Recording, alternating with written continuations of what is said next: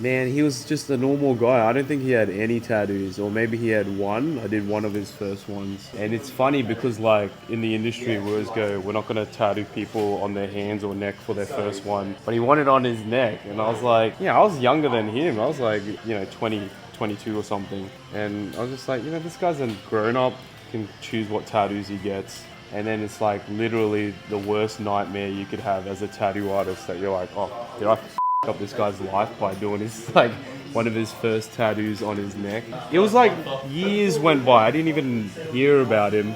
And then one of his friends that I still tattooed after all those years was like, "Oh, had you seen his name's Antonio or Anthony?" And I was like, "Nah, what does he look like?" And he like, man, just had all these like word tattoos and scratch tattoos all over his face, and I was like, "Oh."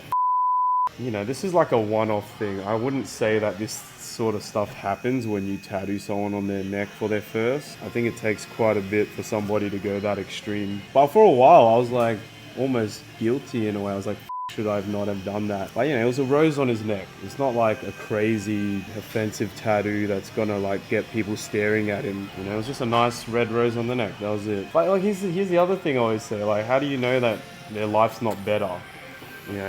I wouldn't want to live that life, but maybe he loves it. He's like staying the path, and now he's like, kind of world famous, got like 1 million followers. What if I said no and he never did that, and then he ended up being a normal guy hating his life? There's also that. It's hard to say. You can't just be like, yeah, I ruined someone's life, or I saved somebody from ruining their lives. You never know what's going to happen in the future.